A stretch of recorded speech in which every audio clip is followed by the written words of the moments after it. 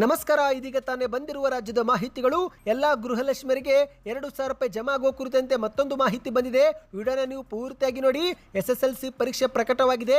ಕಲಬುರಗಿ ಜಿಲ್ಲೆ ಕೊನೆ ಸ್ಥಾನ ಪಡೆದುಕೊಂಡಿದ್ದು, ಇದನ್ನೇ ಮುಂದಿಟ್ಟುಕೊಂಡು ಪ್ರಿಯಾಂಕ್ ಖರ್ಗೆ ಅವರ ವಿರುದ್ಧ ಬಿಜೆಪಿ JDS ವ್ಯಂಗ್ಯವಾಡಿದೆ. ಸಾಮಾಜಿಕ ಜಾಲತಾಣದಲ್ಲಿ ಒಂದು ಟ್ವೀಟ್ ಕೂಡ ಮಾಡಲಾಗಿದೆ. ವಿಡಿಯೋನ ಪೂರ್ತಿಯಾಗಿ ನೋಡಿ. ಚುನಾವಣಾ ಮುಗಿಯುತ್ತಿದ್ದಂತೆ ದೇಶಾದ್ಯಂತ ಪೆಟ್ರೋಲ್ ಡೀಸೆಲ್ ಬೆಲೆಯಲ್ಲಿ 25ರಿಂದ 30 ರೂಪಾಯಿ ಏರಿಕೆ ಆಗುತ್ತೆ ಎನ್ನುವ ಸುದ್ದಿ ಹರಿದಾಡಿದ್ದು, ಈ ಒಂದು ವಿಚಾರ ಕುರಿತಂತೆ ಕೇಂದ್ರದ ಪೆಟ್ರೋಲಿಯಂ ಸಚಿವಾಲಯ ಒಂದು ಟ್ವೀಟ್ ಮಾಡಿ ಸ್ಪಷ್ಟನೆ ಕೊಟ್ಟಿದೆ. ಪೆಟ್ರೋಲ್ ಡೀಸೆಲ್ ಗ್ರಾಹಕರಿಗೆ ಒಂದು ಗುಡ್ ನ್ಯೂಸ್. ಮತ್ತೊಂದೆಡೆಯಲ್ಲಿ ಉಚಿತ ಆಟೋ ಕೊಟ್ಟು ಈಗ ತಿಂಗಳಿಗೆ 6,000 ರೂಪಾಯಿ ನೀಡುವಂತೆ ಕಿರುಕುಳ ಕೊಡಲಾಗುತ್ತಿದ್ದು, ವಿಜಯಪುರ ಜಿಲ್ಲಾ ಮಹಿಳೆಯರು ಕಣ್ಣೀರು ಹಾಕುತ್ತಿದ್ದಾರೆ. ಶಾಕಿಂಗ್ ಮಾಹಿತಿಗಳನ್ನು ಕೂಡ ನೋಡೋಣ. ಮತ್ತೊಂದೆಡೆಯಲ್ಲಿ ಚಿನ್ನ ಮತ್ತು ಬೆಳ್ಳಿ ಸತತ 5 ದಿನದಿಂದ ಕುಸಿತವಾಗುತ್ತಿದ್ದು, ಮುಂಬರುವ ದಿನಗಳಲ್ಲಿ ಇನ್ನಷ್ಟು ಕುಸಿತವಾಗುತ್ತಂತೆ. ಯಾಕೆ ಕುಸಿತವಾಗುತ್ತೆ, ತಜ್ಞರ ಹೇಳಿಕೆಗಳು ಏನು, ಎಲ್ಲ ಮಾಹಿತಿ ಡೀಟೇಲ್ ಆಗಿ ನೋಡೋಕ್ಕಿಂತ ಮೊದಲು ನೀವು ಸುದ್ದಿ ಸಮಯ ಯೂಟ್ಯೂಬ್ ಚಾನೆಲ್ಗೆ ಮೊದಲು ಬಾರಿ ಭೇಟಿ ನೀಡುತ್ತಿದ್ರೆ ದಯವಿಟ್ಟು ಸಬ್ಸ್ಕ್ರೈಬ್ ಆಗಿ, ಪಕ್ಕದಲ್ಲಿ ಕಾಣಿಸೋ ಗಂಟೆ ಕೂಡ ಒತ್ತಿ. ಇದರಿಂದ ರಾಜ್ಯದ ಮಾಹಿತಿಗಳು ನಿಮಗೆ ಸಿಗುತ್ತವೆ. ವಿಡಿಯೋಗೆ ಲೈಕ್ ಮಾಡ್ತಾ ವಿಡಿಯೋನ ಪೂರ್ತಿಯಾಗಿ ನೋಡಿ. ಬನ್ನಿ ಸ್ನೇಹಿತರೆ, ಎಲ್ಲ ಸುದ್ದಿಗಳನ್ನು ಡೀಟೇಲ್ ಆಗಿ ನೋಡೋಣ. ಇದೀಗ ರಾಜ್ಯದ ಮಹಿಳೆಯರಿಗೆ ಗೃಹಲಕ್ಷ್ಮಿ ಯೋಜನೆಯ ಮತ್ತೊಂದು ಕಂತು ಜಮೆ ಮಾಡಲಾಗಿದೆ. ಹೌದು ಸ್ನೇಹಿತರೆ, ಕಾಂಗ್ರೆಸ್ ಸರ್ಕಾರ ನುಡಿದಂತೆ ಈ ಒಂದು ಗೃಹಲಕ್ಷ್ಮಿ ಯೋಜನೆ ಜಾರಿಗೆ ಮಾಡಿದ್ದು, ಈಗ ಬಾಕಿ ಕಂತುಗಳನ್ನು ಕೂಡ ಅತಿ ವೇಗವಾಗಿ ಜಮೆ ಮಾಡ್ತಾ ಇದೆ. ಕಳೆದ 2 ತಿಂಗಳ ಅವಧಿಯಲ್ಲಿ 3 ಕಂತುಗಳನ್ನು ಫಲಾನುಭವಿಗಳ ಬ್ಯಾಂಕ್ ಖಾತೆಗೆ ಜಮೆ ಮಾಡಲಾಗಿದೆ. ಮಾರ್ಚ್ ತಿಂಗಳಲ್ಲಿ 27 ಮತ್ತು 28ನೇ ಕಂತಿನ 4,000 ರೂಪಾಯಿ ಹಾಕಲಾಗಿತ್ತು. ಅದೇ ರೀತಿ ಏಪ್ರಿಲ್ ತಿಂಗಳ ಪ್ರಾರಂಭದಿಂದಲೇ 29ನೇ ಕಂತು ಕೂಡ ಜಮೆ ಮಾಡಲಾಗ್ತಾ ಇದೆ. ಹೌದು ಸ್ನೇಹಿತರೆ, ಚಿತ್ರದುರ್ಗ ಜಿಲ್ಲೆ ಸೇರಿದಂತೆ ಉತ್ತರ ಕರ್ನಾಟಕದ ಬಹುತೇಕ ಜಿಲ್ಲಾ ಫಲಾನುಭವಿಗಳಿಗೆ 29ನೇ ಕಂತಿನವರೆಗೆ ಹಣ ಹಾಕಲಾಗಿದೆ. ಇನ್ನು ಚಿತ್ರದುರ್ಗ ಜಿಲ್ಲೆ ಒಂದಕ್ಕೆ 77,66,00,000 ರೂಪಾಯಿ ಹಣ ಬಿಡುಗಡೆ ಮಾಡಲಾಗಿದೆ ಎಂದು ಮಾಧ್ಯಮಗಳಲ್ಲಿ ವರದಿಯಾಗಿದೆ. ಹೌದು, ರಾಜ್ಯದ ಕಾಂಗ್ರೆಸ್ ಸರ್ಕಾರ ಮಹಿಳೆಯರ ಆರ್ಥಿಕ ಸ್ಥಿತಿ ಬಲಪಡಿಸುವ ಉದ್ದೇಶದಿಂದಲೇ ಗೃಹಲಕ್ಷ್ಮಿ ಯೋಜನೆ ಜಾರಿಗೆ ತಂದಿದ್ದು, ಪ್ರತಿ ತಿಂಗಳು 2,000 ರೂಪಾಯಿ ಗೃಹಲಕ್ಷ್ಮಿಯರಿಗೆ ಹಾಕಲಾಗುತ್ತೆ. ಅದೇ ರೀತಿ ಇಲ್ಲಿಯವರೆಗೆ 29 ಕಂತು ಜಮೆ ಮಾಡುವ ಮೂಲಕ ಒಟ್ಟು 58,000 ರೂಪಾಯಿಗೆ ಹಣವನ್ನು ಫಲಾನುಭವಿಗಳು ಪಡೆದುಕೊಂಡಿದ್ದಾರೆ. ಈ ಒಂದು ಯೋಜನೆಯ ಪ್ರಮುಖ ಉದ್ದೇಶವೇ ಮಹಿಳೆಯರನ್ನು ಆರ್ಥಿಕವಾಗಿ ಸ್ವಾವಲಂಬಿಯನ್ನಾಗಿ ಮಾಡುವುದಾಗಿತ್ತು. ಅದರಂತೆ ಈಗ ಗೃಹಲಕ್ಷ್ಮಿ ಯೋಜನೆ ಆರಂಭವಾದ ನಂತರ ಮಹಿಳೆಯರ ಜೀವನದಲ್ಲಿ ಗಮನಾರ್ಹ ಬದಲಾವಣೆಯಾಗಿದೆ. ಹೌದು ಸ್ನೇಹಿತರೆ, ಹಲವು ಕುಟುಂಬಗಳಲ್ಲಿ ಮಹಿಳೆಯರ ಮಾತಿಗೆ ಹೆಚ್ಚಿನ ಗೌರವ ಸಿಗುತ್ತಿದ್ದು, ಇತ್ತ ಗೃಹಲಕ್ಷ್ಮಿ ಯೋಜನೆಯಿಂದಲೇ ಮಹಿಳೆಯರು ತಮ್ಮ ಆತ್ಮವಿಶ್ವಾಸವೂ ಕೂಡ ಹೆಚ್ಚಿಗೆ ಮಾಡಿಕೊಂಡಿದ್ದಾರೆ. ಹೌದು, ಅನೇಕ ಮಹಿಳೆಯರು ಇದೇ ಒಂದು ಹಣವನ್ನು ಕೂಡಿಟ್ಟು ಮನೆಯ ಖರ್ಚು, ಮಕ್ಕಳ ಶಿಕ್ಷಣ, ಆರೋಗ್ಯ ಸೇರಿದಂತೆ ಸಣ್ಣ ಉಳಿತಾಯಕ್ಕೆ ಬಳಸಿಕೊಳ್ಳುತ್ತಿದ್ದಾರೆ. ಇನ್ನು ಸ್ನೇಹಿತರೆ, ಗೃಹಲಕ್ಷ್ಮಿ ಯೋಜನೆ ಜಾರಿಗೆ ಆಗಿ ಇದುವರೆಗೆ 29 ಕಂತು ಜಮೆ ಮಾಡಲಾಗಿದೆ. ಆದರೂ ಕೂಡ ಸಾಕಷ್ಟು ಫಲಾನುಭವಿಗಳು ಇದುವರೆಗೆ ಬ್ಯಾಂಕಿನ KYC ಮತ್ತು NPCI ಮ್ಯಾಪಿಂಗ್ ಮಾಡಿಕೊಂಡಿಲ್ಲ. ಹಾಗಾಗಿನೇ ಸರ್ಕಾರ ಹಣ ಬಿಡುಗಡೆ ಮಾಡಿದರೂ ಫಲಾನುಭವಿಗಳಿಗೆ ಆ ಒಂದು ಹಣ ಜಮೆ ಆಗುತ್ತಿಲ್ಲ. ಹಾಗಾಗಿ ಫಲಾನುಭವಿಗಳು ಬ್ಯಾಂಕ್ ಶಾಖೆಗೆ ಭೇಟಿ ಕೊಟ್ಟು KYC ಪ್ರಕ್ರಿಯೆಯನ್ನು ಪೂರ್ತಿ ಮಾಡಿಕೊಳ್ಳಬೇಕು ಎಂದು ಸರ್ಕಾರ ಸಲಹೆ ಕೊಟ್ಟಿದೆ. ಬನ್ನಿ ಈಗ ಮತ್ತೊಂದು ಮಾಹಿತಿಗೆ ಹೋಗೋಣ. ನಿಮ್ಮ ಮನೆಯಲ್ಲೂ ಕೂಡ SSLC ಪರೀಕ್ಷೆ ಬರೆದ ವಿದ್ಯಾರ್ಥಿಗಳಿದ್ರೆ ಎಷ್ಟು ಅಂಕ ಗಳಿಸಿದ್ರು ಕಮೆಂಟ್ ಮಾಡಿ ಮತ್ತು ನಿಮ್ಮ ಊರಿನ ಹೆಸರನ್ನು ಕೂಡ ಕಮೆಂಟ್ ಮಾಡಿ. ಇದೀಗ SSLC ಪರೀಕ್ಷೆಯ ಒಂದು ಫಲಿತಾಂಶ ಪ್ರಕಟವಾಗಿದ್ದು, ಕಲಬುರಗಿ ಜಿಲ್ಲೆ ಕೊನೆ ಸ್ಥಾನ ಪಡೆದುಕೊಂಡಿದೆ. ಇದೇ ಒಂದು ವಿಚಾರ ಮುಂದಿಟ್ಟುಕೊಂಡು ಪ್ರಿಯಾಂಕ್ ಖರ್ಗೆ ಅವರ ವಿರುದ್ಧ ಬಿಜೆಪಿ JDS ವ್ಯಂಗ್ಯವಾಡಿದೆ. ಹೌದು ಸ್ನೇಹಿತರೆ, 2025-26ನೇ ಸಾಲಿನ SSLC ಪರೀಕ್ಷೆ ಫಲಿತಾಂಶ ಇಂದು ಪ್ರಕಟಗೊಂಡಿದೆ. ಈ ಬಾರಿ 98.40% ಫಲಿತಾಂಶದೊಂದಿಗೆ ದಕ್ಷಿಣ ಕನ್ನಡ ಜಿಲ್ಲೆ ಪ್ರಥಮ ಸ್ಥಾನ ಪಡೆದುಕೊಂಡಿದ್ರೆ, ಇತ್ತ 98.18% ಫಲಿತಾಂಶ ಪಡೆದು ಉಡುಪಿ ದ್ವಿತೀಯ ಸ್ಥಾನ ಪಡೆದುಕೊಂಡಿದೆ. ಅದೇ ರೀತಿ ಸ್ನೇಹಿತರೆ, ಕಲಬುರಗಿ ಜಿಲ್ಲೆ 85% ಅಂಕ ಗಳಿಸುವ ಮೂಲಕ ಮತ್ತೊಮ್ಮೆ ಕೊನೆ ಸ್ಥಾನ ಪಡೆದುಕೊಂಡಿದ್ದು, ಇದೇ ಒಂದು ವಿಚಾರ ವಿಪಕ್ಷಗಳು ಅಸ್ತ್ರವಾಗಿ ಮಾಡಿಕೊಂಡಿವೆ. ಈಗ ನೀವು ಸ್ಕ್ರೀನ್ ಮೇಲೆ ಒಂದು ಟ್ವೀಟ್ ನೋಡ್ತಿರಬಹುದು ಸ್ನೇಹಿತರೆ, ಇದು JDS ಪಕ್ಷ ಮಾಡಿದ ಟ್ವೀಟ್ ಆಗಿದೆ. ಕಲಬುರಗಿ ಜಿಲ್ಲೆ ಈ ಬಾರಿಯೂ SSLC ಫಲಿತಾಂಶದಲ್ಲಿ 35ನೇ ಸ್ಥಾನಕ್ಕೆ ಕುಸಿದಿದೆ. 2026 ಕಲಬುರಗಿ 35ನೇ ಕೊನೆಯ ಸ್ಥಾನ, 2025ರಲ್ಲಿ ಕಲಬುರಗಿ 35ನೇ ಸ್ಥಾನ ಕೊನೆಯ ಸ್ಥಾನ, 2024 ಕಲಬುರಗಿ 34ನೇ ಸ್ಥಾನ. 4-5 ದಶಕಗಳಿಂದ ಕಲಬುರಗಿ ಜಿಲ್ಲೆಯನ್ನು ಆಳುತ್ತಿರುವ ಖರ್ಗೆ ಕುಟುಂಬ ಸ್ವಂತ ಜಿಲ್ಲೆಯ ಮಕ್ಕಳ ಭವಿಷ್ಯ ರೂಪಿಸುವಲ್ಲಿ ವಿಫಲವಾಗಿರುವುದು ನಾಚಿಕೆಗೇಡಿನ ಸಂಗತಿ. ಕಲಬುರಗಿ ಜಿಲ್ಲೆಯಲ್ಲಿ ವಿದ್ಯಾರ್ಥಿಗಳಿಗೆ ಉತ್ತಮ ಶೈಕ್ಷಣಿಕ ವಾತಾವರಣ, ಶಿಕ್ಷಕರ ನೇಮಕ ಸೇರಿದಂತೆ ಶಿಕ್ಷಣದ ಪ್ರಗತಿಗೆ ಅಗತ್ಯ ಮೂಲ ಸೌಕರ್ಯ ಕಲ್ಪಿಸುವಲ್ಲಿ ಸಂಪೂರ್ಣ ಅವರು ವಿಫಲರಾಗಿದ್ದಾರೆ. ಜಿಲ್ಲಾ ಉಸ್ತುವಾರಿ ಸಚಿವ ಪ್ರಿಯಾಂಕ್ ಖರ್ಗೆ ಅವರೇ, ನಿಮ್ಮ ಭಾಷಣದ ಸಾಧನೆಗೆ ಈ ಫಲಿತಾಂಶವನ್ನು ಕೂಡ ಸೇರಿಸಿಕೊಳ್ಳಿ. ಕಲಬುರಗಿಯನ್ನು ಅಕ್ಷರಶಃ ಶೈಕ್ಷಣಿಕ ಅಂಧಕಾರಕ್ಕೆ ದುಡಿದಿರಿ. ಮಾತಿನಲ್ಲಿ ತೋರಿಸುವ ಶೌರ್ಯವನ್ನು ಶಿಕ್ಷಣದ ಸುಧಾರಣೆಯಲ್ಲಿ ತೋರಿಸಿ ನಾಟಿಕೊಳ್ಳಿ ಮಿನಿಸ್ಟರ್ ಎಂದು ಜೆಡಿಎಸ್ನವರು ಟ್ವೀಟ್ ಮಾಡಿದ್ದಾರೆ. ಅಂದಹಾಗೆ ಸ್ನೇಹಿತರೆ, ದಕ್ಷಿಣ ಕನ್ನಡ ಜಿಲ್ಲೆ ಮೊದಲನೇ ಸ್ಥಾನ ಪಡೆದುಕೊಂಡಿದೆ.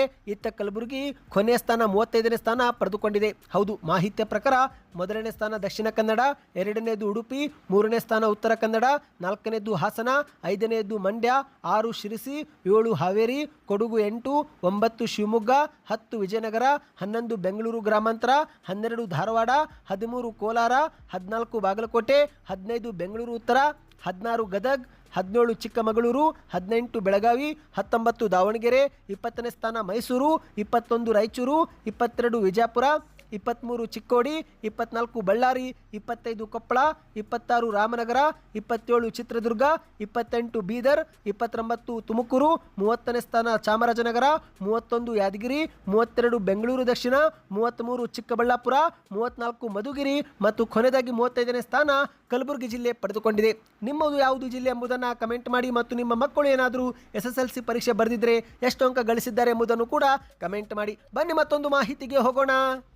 ಇದೀಗ ದೇಶದಲ್ಲಿ ಹಲವು ರಾಜ್ಯಗಳಲ್ಲಿ ವಿಧಾನಸಭಾ ಚುನಾವಣೆ ನಡೆಯುತ್ತಿದ್ದು, ಹಾಗಾಗಿ ಚುನಾವಣೆ ಮುಗಿಯುತ್ತಿದ್ದಂತೆ ಗ್ರಾಹಕರಿಗೆ ಕೇಂದ್ರ ಸರ್ಕಾರ ಪೆಟ್ರೋಲ್ ಮತ್ತು ಡೀಸೆಲ್ ಬೆಲೆ ಏರಿಕೆ ಮಾಡಿ ಶಾಕ್ ಕೊಡಲಿದೆ ಎನ್ನುವ ಸುದ್ದಿ ಇದೀಗ ಸದ್ದು ಮಾಡಿದೆ. ಹೌದು ಸ್ನೇಹಿತರೆ, ವಿವಿಧ ರಾಜ್ಯಗಳಲ್ಲಿ ವಿಧಾನಸಭಾ ಚುನಾವಣೆ ನಡೆಯುತ್ತಿದ್ದು, ಹಾಗಾಗಿ ಚುನಾವಣೆ ಮುಗಿಯುತ್ತಿದ್ದಂತೆ ಪ್ರತಿ ಲೀಟರ್ ಡೀಸೆಲ್ ಮತ್ತು ಪೆಟ್ರೋಲ್ ಬೆಲೆಯಲ್ಲಿ 25 ರೂಪಾಯಿಂದ 30 ರೂಪಾಯಿ ಏರಿಕೆ ಆಗುತ್ತೆ ಎನ್ನುವ ಒಂದು ಸುದ್ದಿ ಭಾರಿ ಸದ್ದು ಮಾಡಿದೆ. ಹೌದು, ಅಂತಾರಾಷ್ಟ್ರೀಯ ಮಾರುಕಟ್ಟೆಯಲ್ಲಿ ಯುದ್ಧದ ಪರಿಣಾಮದಿಂದಾಗಿ ಕಚ್ಚಾ ತೈಲ ಬೆಲೆ ಗಗನಕ್ಕೇರುತ್ತಿರುವುದರಿಂದ ಇಲ್ಲಿ ಚುನಾವಣೆ ಮುಗಿದ ತಕ್ಷಣವೇ ಭಾರತದಲ್ಲಿ ಪೆಟ್ರೋಲ್ ಮತ್ತು ಡೀಸೆಲ್ ಬೆಲೆಗಳು ಲೀಟರ್ಗೆ ಏನಿಲ್ಲವೆಂದರೂ 25 ರೂಪಾಯಿಂದ 28 ರೂಪಾಯಿವರೆಗೆ ಏರಿಕೆಯಾಗುವ ಸಾಧ್ಯತೆ ಇದೆ ಎಂದು ಸುದ್ದಿ ವರದಿಯಾಗಿದೆ ಸ್ನೇಹಿತರೆ. ಆದರೆ ಈ ಒಂದು ಸುದ್ದಿ ಭಾರಿ ಸದ್ದು ಮಾಡುತ್ತಿದ್ದಂತೆ ಕೇಂದ್ರದ ಪೆಟ್ರೋಲಿಯಂ ಮತ್ತು ಅನಿಲ ಸಚಿವಾಲಯ ಈ ಒಂದು ವದಂತಿಯನ್ನು ತಳ್ಳಿ ಹಾಕಿದೆ. ಹೌದು, ಕೇಂದ್ರ ಸರ್ಕಾರದ ಮುಂದೆ ಸದ್ಯಕ್ಕೆ ಪೆಟ್ರೋಲ್ ಡೀಸೆಲ್ ಬೆಲೆ ಏರಿಕೆ ಮಾಡುವ ಯಾವುದೇ ಪ್ರಸ್ತಾವನೆ ಇಲ್ಲ ಎಂದು ಕೇಂದ್ರದ ಪೆಟ್ರೋಲಿಯಂ ಸಚಿವಾಲಯ ಟ್ವೀಟ್ ಮಾಡಿದೆ ಸ್ನೇಹಿತರೆ. ನೀವು ಸ್ಕ್ರೀನ್ ಮೇಲೆ ಒಂದು ಟ್ವೀಟ್ ನೋಡ್ತಿರ್ಬೋದು ಸ್ನೇಹಿತರೆ.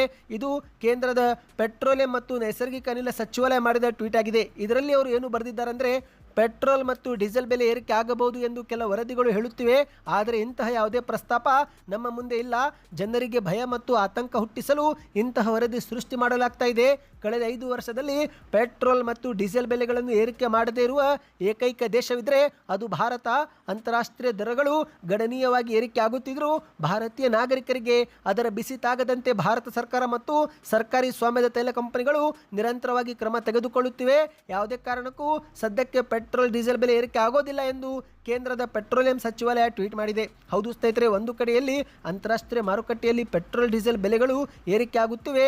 ಆದರೆ ಇತ್ತ ಮಾಧ್ಯಮದಲ್ಲಿ 25ರಿಂದ 30 ರೂಪಾಯಿ ಏರಿಕೆ ಆಗುತ್ತೆ ಎನ್ನುವ ಸುದ್ದಿ ಹರಿದಾಡುತ್ತಿದ್ದಂತೆ ಕೇಂದ್ರದ ಪೆಟ್ರೋಲಿಯಂ ಸಚಿವಾಲಯ ಮಧ್ಯಪ್ರವೇಶಿಸಿ ಈ ಒಂದು ವದಂತಿ ಸುಳ್ಳಾಗಿದೆ, ಯಾವುದೇ ಕಾರಣಕ್ಕೂ ನಮ್ಮ ಮುಂದೆ ಇಂತಹ ಪ್ರಸ್ತಾವನೆ ಇಲ್ಲ ಎಂದು ಸ್ಪಷ್ಟಪಡಿಸಿದೆ. ಬನ್ನಿ ಸ್ನೇಹಿತರೆ, ಮತ್ತೊಂದು ಮಾಹಿತಿಗೆ ಹೋಗೋಣ.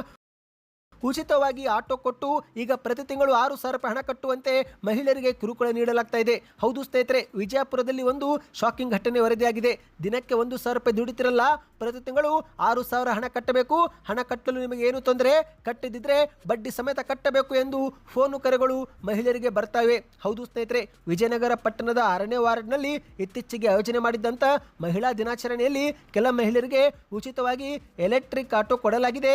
ಈ ಒಂದು ಆಟೋ ಪಡೆದಂತ 8 ಮಂದಿ ಮಹಿಳೆಯರು ಇದೀಗ ಹಣ ಕಟ್ಟಲಾಗದೆ ವಿಚಲಿತರಾಗಿದ್ದಾರೆ. ಹೌದು ಸ್ನೇಹಿತರೆ, ಎಲೆಕ್ಟ್ರಿಕ್ ವಾಹನವನ್ನು ನೀಡಿ ಇದೀಗ ಎಲ್ಲವೂ ಕೂಡ ಉಚಿತ ಎಂದು ಹೇಳಿ ಈಗ ಎಲೆಕ್ಟ್ರಿಕ್ ಆಟೋ ಕೊಟ್ಟ ಬಳಿಕ ತಿಂಗಳಿಗೆ 6,000 ರೂಪಾಯಿ ಪಾವತಿ ಮಾಡಿ ಎಂದು ಅವರಿಗೆ ಹೇಳಲಾಗ್ತಾ ಇದೆ. ಈ ಒಂದು ವಿಚಾರ ಮೊದಲೇ ಗೊತ್ತಿದ್ರೆ ನಾವು ಆಟೋನೇ ಪಡೆದುಕೊಳ್ಳುತ್ತಿರಲಿಲ್ಲ ಎಂದು ಮಾಧ್ಯಮಗಳ ಮುಂದೆ ತಮ್ಮ ನೋವನ್ನು ತೋಡಿಕೊಂಡಿದ್ದಾರೆ. ಪ್ರತಿ ತಿಂಗಳು 6,000 ರೂಪಾಯಿ ಕಟ್ಟಬೇಕಂತೆ, ಇದಕ್ಕಾಗಿ ಪ್ರತ್ಯೇಕ ಬ್ಯಾಂಕ್ ಖಾತೆ ತೆರೆಯಬೇಕು ಎಂದು ಹೇಳ್ತಿದ್ದಾರೆ.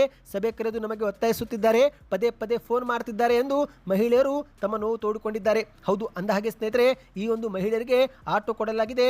ಆದರೆ ಮಹಿಳೆಯರ ಆಟೋಗಳಲ್ಲಿ ಗ್ರಾಹಕರು ಕೂಡ ಹತ್ತಲು ಭಯಪಡ್ತಿದ್ದಾರೆ. ಅಂದಹಾಗೆ ಆಟೋ ಪಡೆದುಕೊಂಡ ಮಹಿಳೆಯರಿಗೆ ಕೇವಲ 20 ದಿನ ಮಾತ್ರ ಚಾಲನಾ ತರಬೇತಿ ನೀಡಲಾಗಿದ್ದು, ಹಾಗಾಗಿ ಇವರಿಗೂ ಕೂಡ ದೂರದ ಪ್ರಯಾಣ ಅಥವಾ ಟ್ರಾಫಿಕ್ನಲ್ಲಿ ಸಿಲುಕಿಕೊಂಡ್ರೆ ಆಟೋ ಚಲಾಯಿಸಲು ನಮಗೂ ಕೂಡ ಕಷ್ಟವಾಗುತ್ತಿದೆ ಎಂದು ಮಾಧ್ಯಮಗಳ ಮುಂದೆ ಹೇಳಿಕೊಂಡಿದ್ದಾರೆ. ಅಂದಹಾಗೆ ಸ್ನೇಹಿತರೆ, ಇದೀಗ ಶಾಲಾ ಕಾಲೇಜುಗಳು ಕೂಡ ರಜೆ ಇವೆ. ದಿನವಿಡೀ ದುಡಿದರೂ 300 ರೂಪಾಯಿ 400 ರೂಪಾಯಿ ಸಂಪಾದಿಸುವುದು ಕೂಡ ಕಷ್ಟವಾಗುತ್ತಿದೆ.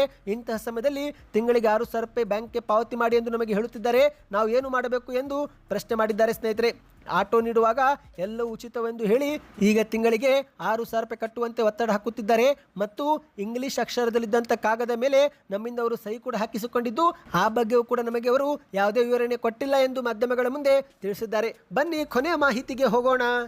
ಚಿನ್ನ ಮತ್ತು ಬೆಳ್ಳಿ ಖರೀದಿ ಮಾಡಬೇಕು ಎಂದು ಪ್ಲಾನ್ ಹಾಕಿಕೊಂಡಿದ್ದವರಿಗೆ ಗುಡ್ ನ್ಯೂಸ್. ಸತತ 5 ದಿನದಿಂದ ಚಿನ್ನ ಮತ್ತು ಬೆಳ್ಳಿ ಕುಸಿತವಾಗ್ತಾ ಇದೆ. ಹೌದು ಸ್ನೇಹಿತರೆ, ಶುಭ ಕಾರ್ಯಕ್ಕೆ ಮುಂದಾಗುತ್ತಿರುವ ಪ್ರತಿಯೊಬ್ಬರಿಗೆ ಇದೊಂದು ರೀತಿ ಗುಡ್ ನ್ಯೂಸ್ ಆಗಿದೆ. ಕಳೆದ 5 ದಿನದಿಂದ ಚಿನ್ನ ಮತ್ತು ಬೆಳ್ಳಿ ಬೆಲೆಯಲ್ಲಿ ಸತತವಾಗಿ ಇಳಿಕೆಯಾಗಿದ್ದು ಚಿನ್ನಾಭರಣ ಪ್ರಿಯರಲ್ಲಿ ಮತ್ತು ಮಹಿಳೆಯರಲ್ಲಿ ಈ ಒಂದು ವಿಚಾರ ಸಂತೋಷ ತಂದಿದೆ. ಹೌದು ಗೆಳೆಯರೆ, ಇದೀಗ 24 ಕ್ಯಾರೆಟ್ 1 ಗ್ರಾಂ ಬಂಗಾರದಲ್ಲಿ 120 ರೂಪಾಯಿ ಇಳಿಕೆ ಕಂಡಿದ್ದು ಈ ಮೂಲಕ 15,355 ರೂಪಾಯಿಗೆ ಮಾರಾಟವಾಗಿದೆ. ಅಂದರೆ 10 ಗ್ರಾಂ 24 ಕ್ಯಾರೆಟ್ 1,53,500 ರೂಪಾಯಿ. ಇನ್ನು 22 ಕ್ಯಾರೆಟ್ ಆಭರಣ ಬಂಗಾರ ನೋಡುವುದಾದರೆ 1 ಗ್ರಾಮ್ಗೆ 110 ರೂಪಾಯಿ ಕುಸಿತವಾಗಿದ್ದು ಈ ಮೂಲಕ 14,000 ರೂಪಾಯಿಗೆ ಮಾರಾಟವಾಗ್ತಾ ಇದೆ. ಅಂದರೆ ಸ್ನೇಹಿತರೆ 10 ಗ್ರಾಮ್ 22 ಕ್ಯಾರೆಟ್ 1,40,40,000 ರೂಪಾಯಿ. ಇನ್ನು ಚಿನ್ನ ಬೆಳ್ಳಿ ಖರೀದಿ ಮಾಡೋಕೆ ಇದೊಂದು ಉತ್ತಮ ಸಮಯವ? ಈ ಪ್ರಶ್ನೆಗೂ ಕೂಡ ಉತ್ತರ ಸಿಕ್ಕಿದೆ. ಹೌದು ಸ್ನೇಹಿತರೆ, ಮುಂಬರುವ ದಿನಗಳಲ್ಲಿ ಚಿನ್ನ ಮತ್ತು ಬೆಳ್ಳಿ ಬೆಲೆಗಳು ಇನ್ನಷ್ಟು ಕುಸಿತವಾಗಬಹುದು ಎಂದು ತಜ್ಞರು ಅಭಿಪ್ರಾಯಪಟ್ಟಿದ್ದಾರೆ. ಯಾಕಂದ್ರೆ ತೈಲ ಬೆಲೆ ಏರಿಕೆ ಆಗುತ್ತಿದ್ದು ಹಾಗಾಗಿ ಚಿನ್ನ ಮತ್ತು ಬೆಳ್ಳಿಯಲ್ಲಿ ಹೂಡಿಕೆದಾರರು ಆಸಕ್ತಿ ತೋರಿಸುತ್ತಿಲ್ಲವಂತೆ. ಹೌದು, ಹಾರ್ಮುಜ್ ಜಲಸಂಧಿಯಲ್ಲಿ ಮುಂದುವರೆದ ಉದ್ವಿಗ್ನತೆ ದಾಳಿಗಳು ಅಂತಾರಾಷ್ಟ್ರೀಯ ಮಾರುಕಟ್ಟೆಯಲ್ಲಿ ತೈಲ ಬೆಲೆ ಏರಿಕೆ ಆಗುವಂತೆ ಮಾಡಿವೆ. ಇದರಿಂದಲೇ ಲೋಹಗಳತ್ತ ಆಕರ್ಷಣೆ ಕಡಿಮೆ ಆಗಿದ್ದು ಹಾಗಾಗಿ ಮುಂಬರುವ ದಿನಗಳಲ್ಲಿ ಚಿನ್ನ ಬೆಳ್ಳಿ ಒಂದು ದೊಡ್ಡ ಕುಸಿತ ಕಾಣಬಹುದು ಎಂದು ತಜ್ಞರು ಅಭಿಪ್ರಾಯಪಟ್ಟಿದ್ದಾರೆ. ನಿಮ್ಮ ಪ್ರಕಾರ ಚಿನ್ನ ಬೆಳ್ಳಿ ಕುಸಿತವಾಗಬೇಕು, ಏರಿಕೆ ಆಗಬೇಕು? ಕುಸಿತವಾದರೆ ಎಷ್ಟು ಕುಸಿತವಾಗಬೇಕು, ನಿಜವಾದ ಬೆಲೆ ಏನಾಗಬೇಕು ಎಂಬುದನ್ನು ಕಮೆಂಟ್ ಮಾಡಿ ಸ್ನೇಹಿತರೆ. ಈ ಎಲ್ಲ ಮಾಹಿತಿ ವಿಡಿಯೋನಾದರೂ ಪೂರ್ತಿಯಾಗಿ ನೋಡಿದರೆ ಕಂಪ್ಲೀಟ್ ವಿಡಿಯೋ ಎಂದು ಕಮೆಂಟ್ ಮಾಡಿ, ವಿಡಿಯೋಗೆ ಲೈಕ್ ಮಾಡಿ ಮತ್ತು ದಯವಿಟ್ಟು ವಿಡಿಯೋ ಶೇರ್ ಕೂಡ ಮಾಡಿ.